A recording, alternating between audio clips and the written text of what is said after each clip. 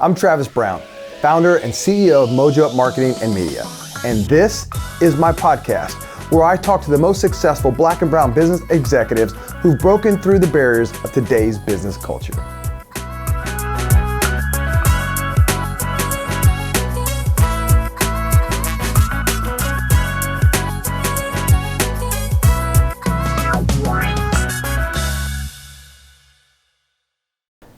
Welcome to Mojo Up Live, the diverse and talented podcast. I'm your host, Travis Brown, and today I have Brian Richardson Jr. He is the Director of DEI for the Indianapolis Colts. Go Blue, and welcome to the show. Hey, my pleasure. Great to have you. I think our first interaction that I had was I saw you at an event that we were on. I was hosting, and you were talking, and I was just kind of like, wow, man, this guy from a knowledge and how you deliver kind of captured me. And I know you know some of my background. I spent 10 years on the speaking circuit, so I judge speakers. But man, I'm like, this guy can really bring it. So my first question is like, so have you been speaking all this time, and do you love to get on the platform and speak? So it's funny. I tell people that I am a learned extrovert. I am normally a more reserved person, but this is a learned behavior. So getting in front of people was something that I had to grow to like, because in the work that I do, I was asked to speak, give some thoughts, provide some insight on some stuff. And then I also had a great mentor who said, hey, more folks need to see us. And at the time when I heard that, I didn't really understand what he was saying. I was like, well, what do you mean? I got you, like they see you. Right. He was like, well, I'm starting to age out. And I see you as somebody who's coming up, who has a vision. You move different in the space. And I think that you're gonna do a lot of good for people that you don't even know. So get used to being in front of cameras, get used to talking with people, and you learn how to be comfortable in uncomfortable situations by exposing yourself to those areas where you feel like you're uncomfortable. I love it. And I just gotta tell you, you do a great job, and I loved listening to you. Even went back and watched your TED Talk, so I could understand some of the basis of what you're coming through. So we're gonna talk about that later in one of your programs. But talk about this cool job you got right now. You're the Director of Diversity, Equity, and Inclusion for the Indianapolis Colts. And people see those cool jobs like, oh man, I want that job. But there's been some work to get to that job. That's got to be, a serious job with maybe a lot of responsibility. Oh, it absolutely is. I tell people who've asked, what is it like? I'll start with this. When I first came into the position, having a background of being a former college football player, people were like, oh, Brian, that must be the best thing ever. What's it like? I said, it's misleading. They're like, what do you mean? I said, one of the first people that I saw in the building when we reported back was T.Y. Hilton. And I'd never seen him before in real life. I was like, oh, he ain't that much bigger than me. Like, I could play. I could have made it to the league. And then real life happens. And I saw Quentin Nelson from afar. And then I saw, I think it was Zach Pascal. And I was like, my career ended when it was supposed to. This is no longer my ministry. But no, it's been, to sum it up, I think it's a dream that I never dreamt, but something I've been working for my entire life. Oh, hold on, you can't just drop like that fast, right? Go back and throw that one again. This experience has been a dream that I never dreamt, but something that I've been working for my entire life. And by that I mean, as a kid growing up, I had all the aspirations, just like many, of going pro, right? I had two cousins who were my role models when it came to football. They introduced me to the game, and I thought that I would follow their footsteps. Now, I know I look and seem pretty big to the audience and whatnot, but I'm not that big. They were. I'm talking 6 feet, 225-pound running backs. Both played at the Big Ten level. Both had a chance to go on to the league and get signed. So I thought that would be my journey. Like, I was next up, right? But sometimes life is a different plan for your life, right?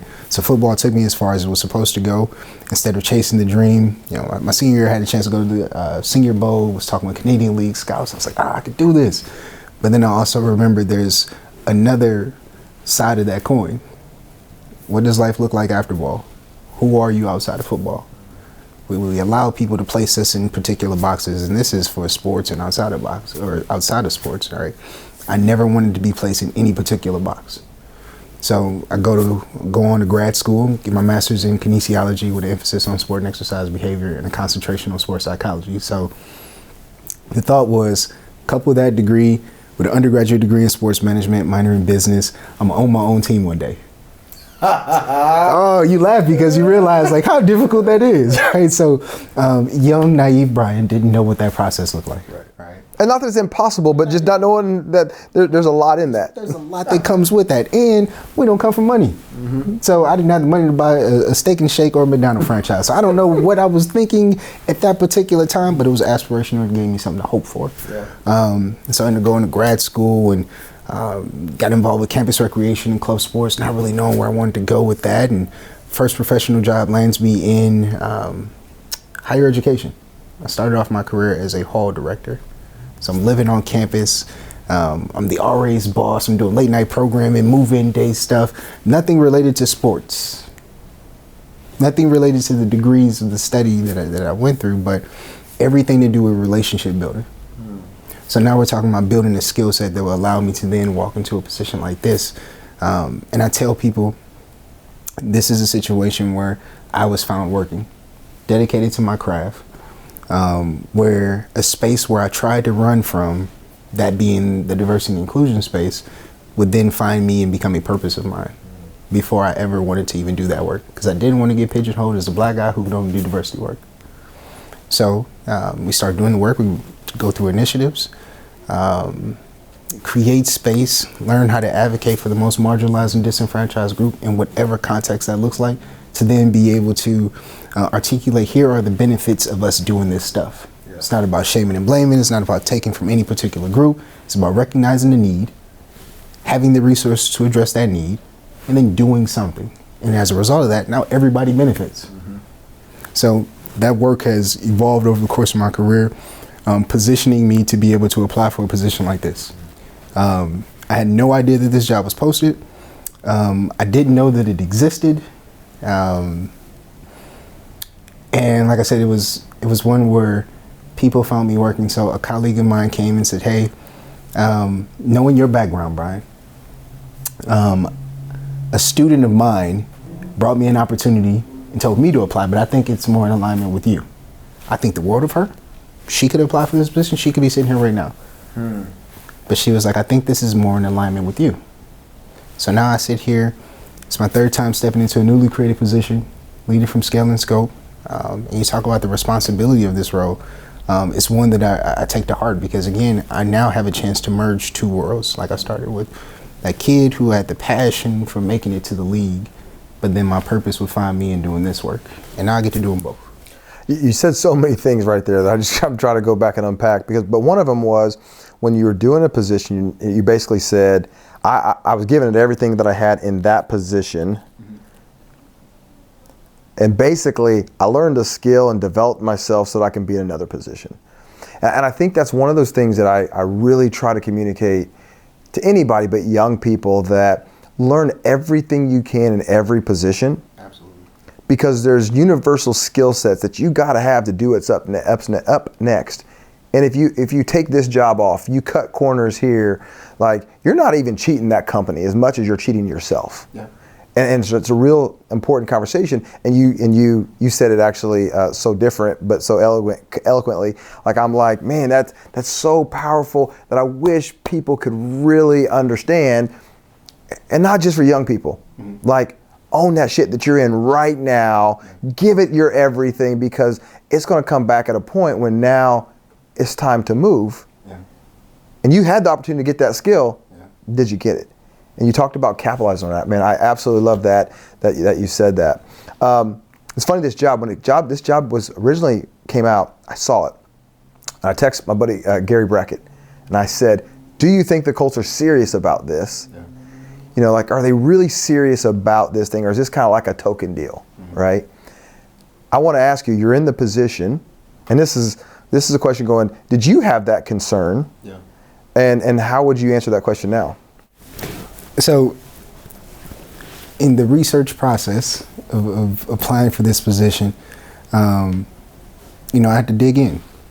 And I always start by saying, at the time when this position was created, there were several diversity and inclusion positions that were created, right? With where we were in 2020, social justice, pandemic, like all of this stuff is going on. A lot of companies and corporations, making statements, creating these positions, task force committees, making promises to eradicate different things. First of all, eradication is very hard. It's very difficult. Very difficult, right? So to put yourself out there and say that, I'm like, ooh, how you gonna do that? How you gonna do that? But when I saw this position, it took me back to one of my personal beliefs of some of the best indicators for future action is what have you done in the past, right? My grandmother used to say, stay ready so you never have to get ready. So I had to see what was done in this space so we can find out, is this a check of the boxes, is this performative? And obviously I was aware of the team before, so I saw representation, saw Coach Tony Dungy and the impact that he had. But then in the deeper search, I also saw different people of color and women represented throughout the organization. I said, I like that. And then I looked deeper into the creation of this role. And I looked across the rest of the league. And at the time when I started, there were only 4 other teams. Out of the 32, there was 4 teams that had a diversity officer. And the Colts were the first ones to hire outside of the organization. So for me, that said a lot. If they took a guy who wasn't working in sports, that came with that skill set like we just talked about, that could do that work. So for me, sitting in the chair and having this role, I look at it as I'm an outsider who gained access to this highly exclusive space. So now allow me to be that that reminder within the organization that there are people who can have a skill set that can be taught how to navigate this new space. So to answer your question, no, I don't think it was a check of the box or a token because of the work that they've done before. And now with the creation of this role, it's how can we position ourselves to be proactive now as much as possible than reactive to everything. And the experiences that I've had in the role further cement that mindset where early on, I was brought in a room, and mind you, all of this is still so brand new to me. And I'm interacting with people who I've only ever seen on TV and ESPN. And now I'm at a table with members of ownership and general manager and head coach. And they're like, all right, Brian, so we bring you in to make sure that these processes are equitable. What are your thoughts? And I share this story because I think oftentimes we're hung up on this adage of we need a seat at the table. And since I've worked in this position, I think that's only part of the story that they tell us. Having a seat at the table is not that be all end all, because you can have a seat and not have a voice. So then when you have that seat, are you able to then voice your opinions, your concerns, your thoughts? At the same time, are you now credited for those contributions that you provided at the table? And then are you able to look around and see what other voices, identities, perspectives, experiences are not represented at that table and find ways to actively get them in the room so they can also speak? That's the other piece that we're not taught. And that's what I'm experiencing. The ability to do some work, the ability to kind of carve out some rhyme and reason, some philosophy behind doing this stuff. Because that's what I want for people that don't really know deep into some of these DEI positions. They're like, what do these people do? Yeah. Like, what is the job? So how I've tried to conceptualize the work is breaking it into 4 core functional areas. The first being ongoing education opportunities for our employees. What we will do, we'll start from a place of education. Before we just start doing stuff, we need to understand why are we doing this stuff. And now that breeds over into the sustainability of the work and a true buy-in and an appreciation for the stuff that we're doing. So what we do won't be performative because we understand, okay, this is going to benefit me being a better person or improve the culture or help me professionally in some form, right? So ongoing education opportunities. And what I do there is activate through passive and active programming. Passive programming, we go through January through December of our newsletter highlighting all the different historical heritage months, different backgrounds, identity groups, with the emphasis on historical context. So here's your why. Here's how these entities, these months, initiatives, here's why they became a thing that we should celebrate and appreciate. From there, I bring it from this 50,000 square feet view or this abstract thought to, let's bring it back here to Indianapolis. Here are the groups, organizations, grassroots efforts, leaders who are doing this work, catering to these communities all year round, not just during the Heritage Months, right? So as a result of that, now if we want to talk about I want to bring my kids to events. I want to continue learning after the month. Now we know where we can go. We've highlighted those groups. If we want to focus on, all right, I want to spend some money, make some donations, maybe become a member of these organizations. Now we have a place to start. That's the passive piece. Active piece, we're building out lecture series, webinars, panel discussions. Symposiums, I got to talk to you about. Symposium, that's on in the works. But continuing to build a shared language for this work. So when we talk about these terminology and language, we understand what we're saying. And we have now words to put with experiences. Because it's hard to say what a person is going through or experiencing if I don't have the language to communicate that. Then we have community engagement, community relations.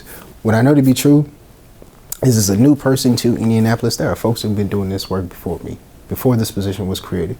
So it's my goal to continue to meet as many of those folks to come alongside to do the work and be a partner and a steward along the way, as opposed to, look at us, we got this position, we lead it. We'll never say that. As long as I'm here, that's not my goal. That's not how I get down. I want to focus on how can we come alongside, we continue to do the work, and we align because our missions and our purposes align.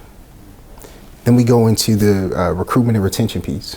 If you want to see the diversification of your employees and you want to represent those who you serve, you can't just say, hey, look at me as an entity, whatever the organization is.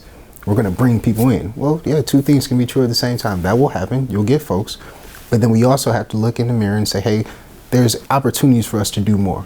We see that we are lacking in some areas, and whatever that representation figure may be, let's do the work. So now let's talk about creating genuine relationships that can foster the development of pipelines. The retention piece, we got to see everybody. We talk about psychological safety. We talk about creating a culture of care. So what we've done is when situations happen outside of work, we realize that they impact our people. So we press pause on the work day, come together as an organization, and create space where people can utilize it how they see fit. So we're talking mass shootings, police brutality, all these things that are happening that impact us all. We're going to come together and allow people to use the space how they need it. So last few times we did it, there were people who came to sit in silence but to feel seen. There were some people who came to vent, express the frustrations of what's going on and what they're carrying. There were some people that came, didn't know things were going on. And then you also have those who come to the space to ask the questions. How do I show up? I don't know what to say. I see people are hurting. What do I do?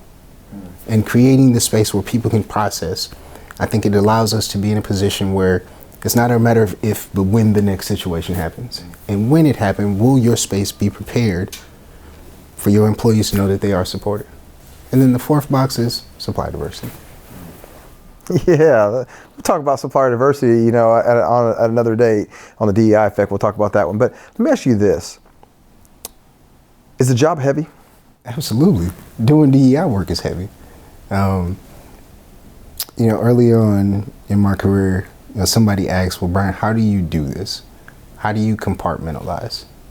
Because a lot of the times you're in positions where you have to educate people around things that are impacting you and your identities. So I can come into work and be angry every day, but I choose not to. Because that's a choice that I feel like I have. You can't control everything, right? But you can control your responses in situations. And I try to be cognizant of that. I'm a husband and a father, and that's how I look at the work. And so how I look to live my life is, would I be proud of my kids if they made these types of decisions? Or what would I want them to do in this moment? Wow. When you think about this, you've been on the job for 2 years, a little over 2 years? Yep. So December 2020. When you think about that journey, what's the toughest part of this job? The toughest part, man. I pause because I kind of see that as like a trick question, right? And when I say that is, I look at this work as an opportunity. If it was easy, everybody would do it, right? So the toughest part is everything that we do. It's finding how can you do that and make it effective. How can you sustain what you're doing? My past 3 roles, I've been the first person to hold these positions. And I had a great conversation with a mentor of mine who had a similar career trajectory of, hey, I've been the first in these places. And while it's great for us to be celebrated as being the first, now the mindset has shifted. Okay, it's great to be first, but I want to leave a blueprint so I'm not the last one. So that's kind of where I am on things. So what's the toughest part is making sure that we continue to remind people the importance of this work, and utilizing this role to then be that blueprint for other companies and corporations who are looking to do this work. Here's how we can stand it up and do it right. And I think Kara has been talking about that in her role. Her podcast is already out, so but it's like, this isn't about me. No. This is about how many get to come behind me, because it really becomes a part of the fabric, a part of the DNA, and a part of the future. You mentioned husband and father, so talk about how does the heaviness of this job and the work, and you're passionate about it, but how does that sit with your family and what you're trying to share with your wife and teach your kid? Like, what does that look like for you? And they keep me grounded. So when I go home, like, none of these titles matter. Working for the Colts does not matter. Interviews, podcasts, like, none of that matters. You're Brian, this is my wife, and your dad. So when you cross this threshold, leave all of that there, and you give us our time. And I think one of the best pieces of advice that I received was when I first started off in my career. My uncle was sharing his testimony with me, and I grew up in a single parent household, so like my uncle was like one of my father figures, and he shared like things that he learned over the course of his life: prioritizing family, being home and be fully present. How you spend your time is an indicator on your priorities. So when you're here, be fully here. And that has stayed with me since, post grad school. Coming home, we're constantly focused on these projects, hitting these deadlines. We're constantly checking emails, not doing all this work. Got to create some separation too. And one of the most valuable things that we have in our possession is time. It's the gift of time. And I try to be locked in, so the family remind me of that. Don't allow me to get too serious or too hung up on things. And in those moments, because they happen, of you feel the heaviness of the work, I'm reminded, this is who I do it for. Have you been able to take the lighter side of this job and be like, like one day, like, I work for the Colts? Oh, absolutely. I get to go in places and see things and do things like, let's the mission work aside for a second. Like, what's the cool part of the job? So I started during the pandemic, right? The first couple months I was working remotely. So I feel like I had 3 different start dates. I started in December of 2020. Was working from home for the first 2 months. Came into the building in March of 21, or February of 21. I'm in the building, but largely no one else is. We were still working remotely at that time, but I have a great supervisor, and she was like, hey, we need to get in the building, right? We need to get here. We need to build connections. This work is relationship oriented. So there's some people who are working in the building. We got to meet them, get a lay of the land before everybody comes back. So I'm like, all right, cool. And then I think it was either June or July, everybody came back. So now I'm like, okay, I was new in December. Now I was new in February. I'm new again. And it's funny, when I started in February, because no one was there. I got a nice tour from, a couple folks in the building. And I'm like walking through, seeing stuff, again, that I've only ever seen on TV. Some jerseys and championship banners and stuff. So I'm like, yo, this is all new. My mama got to see this. Right. So I'm taking selfies in front of stuff, and I'm like, oh, I'm going to be fired, man. Get me up out of here, man. But no, it's been that, and then to see the joy in my children's faces, that they will now grow up normalizing something that I could never even imagine. Being able to bring my daughter and have her sit behind my desk, and she just feels so comfortable, right? She's a member of the junior cheer team, and anybody that she meets, she says, my daddy and I work for the Colts. I love it. Above everything else, it's seeing how this will be just another thing for them. That is so cool. It blows my mind, man. What do you get to do on game day? Be a fan, which is another part of like, oh my gosh. I get to enjoy the game. So I am one of the few who do not have the game day responsibilities, and I hope that doesn't change. So when they hear this, I hope, please allow me to continue to do this. But I've also been able to connect with a lot of great people I get to see our folks doing what they love. So the other people from different departments, game days going on, I'm seeing them behind the scenes doing stuff, and they are locked in. And I shoot hay, and it's like, let me pull my head up from water. I know that guy. Now we're back on. But like seeing them do what they love, like that brings so much joy to me, man. And then to see other people from throughout the city who welcome me here, me and my family, seeing them embrace this product that we're all contributing towards. Now, I only got one controversial question for you. You know, I always tell people I ain't gonna put you in no bad spots, but so what can we expect from our Colts this year? Oh man, well, season tickets are available, so you can go ahead and purchase those. There's some great people that work down in sales.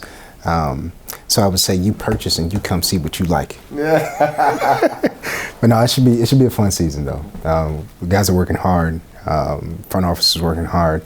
So I'm really excited about this season. A lot of unknowns, but I also feel like that's a good story, right? So we're looking at different series on TV or movies, right? There's different storylines. Just remind me. So did they film Hard Knocks when you were on staff? Yes. So that was cool to see them. I was gonna say that got to be pretty cool behind the scenes. I didn't make it on the camera. I was still too new at that time. Like we don't know if he gonna stay around or what he might say. So we better be careful. That was definitely a cool experience. I think it was also big for Indianapolis. Like it continues to put the city on the map at this national, global level. Right? How many smaller market teams get an opportunity to do something like that? Last question before I go into the hot seat.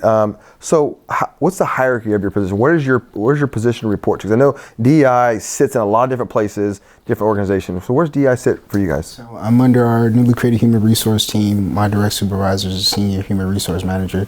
She has a direct line to ownership. Okay. So we are part of the team. Let's go. We at the table. And with the small businesses, small organizations, you're pulled in a lot of different directions. So while there's the flow chart, there's also, hey, if I need you, we're going to come get you. So I've been able to work with both sides of the house, from football side of the house to various VPs across different departments working on specialized projects, where now we can be equity minded in the work that we do. So that's awesome.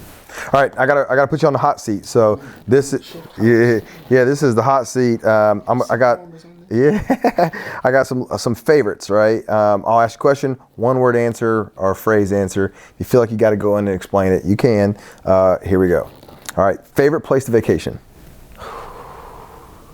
Recently, it was Hawaii. Oh man, I don't know. You can take recently off of that. I don't know where else you do. All right, coolest city you've been to? Coolest city. Oh man, is there a time limit on this, man? Coolest city. LA was fun. LA was fun. Favorite homemade meal? Tacos. Taco Tuesday. Favorite restaurant or a restaurant you like to go to?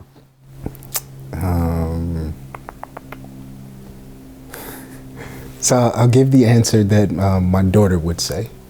I grew up as a comfort food that has great memory for me. It reminds me of my mom. It's a fast food joint, so I'm gonna put that out there. Panda Express is one of the favorite places. So I just recently celebrated a birthday in January, and my wife asked my daughter, "Where are we gonna take Dad?" And she was like, "Well, I like Panda Express. Dad likes Panda Express. So my birthday meal is at Panda Express, man." So I'm gonna say Panda because my daughter would be happy. A brand that you love? A brand that I love? I'm a free agent, so if you're looking to sponsor me with an NIL deal, right. Which camera are we on? I'm a free agent. But any brand? Any brand? Suit brand, clothes brand, shoe brand, drink brand? I'm not. I go with what makes me feel comfortable. All right, I'll let that one slide. I'm gonna ask his favorite sports team because it's on my list. Oh, the Colts, baby. College. So I'm originally from Saginaw, Michigan. So my team is the Spartans, Michigan State. I'm funny. I had Kelly Copes Anderson in here yesterday. You went to Michigan State. I don't know if you know that, but I had on a navy blue with my gold Michigan Jordans on, and I felt so bad. I said, "Man, I messed this up. I messed this one up." All right. Last TV show you binged watched? Ooh.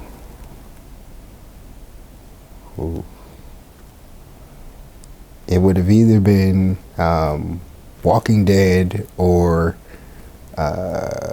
Breaking Bad. Okay. Must-watch movie. Must-watch movie? Mm-hmm. Someone got to watch. Gosh. Princess and the Frog. That's the most. Yeah, there you go. That's right. Hey, been in that road. Great book you recommend? Oh, there's so many. The one I'm reading right now, so I'm in my doc program for business administration, and a good chunk of it done, but it's What Got You Here Won't Get You There. Great book. Guy's pretty witty about it, about how he conceptualizes the work, but essentially it's a book for leaders, and we have these skill sets of what's allowed me to be successful, and sometimes we can get in our own way from continuing to elevate. So that's something I'm reading right now. Favorite type of music? Favorite? I'm an R&B guy, man. I'm an old soul. Okay. So, hype song. Hype song. Man. I'm a Drake guy too, man. So put some go. Drake on them good. Drake, Kendrick, Cole. I'm going to start from the bottom now. I'm here. Come on, man. I feel that. You know? It's my life. Right? A nonprofit you love to support? There's several. So we've done work with Bloom Project. They do amazing work. I have a heart for mentoring. So I've been able to develop a couple of mentoring academies. So when we moved here, I was like, let's not reinvent the wheel. Who's already out here doing the work? Found out about Bloom Project. They were one of the early ones who I connected with. Also like Code Black Indie. They're doing a lot of great work too. Connected with them during the pandemic when I first started in my job. And I saw that they were creating computers from scratch from folks, right? Trying to reach that digital divide. And I think they do a lot of good work. So those are two that come to my mind, but I've been able to connect through this position with so many people who are dedicated to doing the right thing, and they will never talk about the work that they do. Last question. When this is all over, and I mean all of it, there's a number, and then there's a dash that represents your life, and then there's a number on this tombstone, and there's going to be people talking about Brian Richardson Jr. What is it that you hope they say? So I'll reference the words of the great philosopher Tupac Shakur, who once said, I may not be the person that changes the world, but I could be, part of the reason why someone decides to do that. Right? So I'm paraphrasing, obviously, but I've adapted that mindset and that motto to even look at the work that I do. Right? They say that we're looking for tidal waves of change, but many riffles can create those tidal waves. So I just want to be a riffle that adds to that. Reach one, teach one. So I am a product of those who poured into me, so I look to continue to do the same thing to make those that poured into me proud. Man, thank you for showing up today and just letting us get a piece of this story, man. And I appreciate getting to know you and all the work that you're doing. I know you're fighting a heck of a battle, and there's a lot of us that are rooting for you and what you're doing and the impact that you already have. So there you go. I can do this, man. Yes, sir. I've always wanted to do this on TV, and that's a wrap.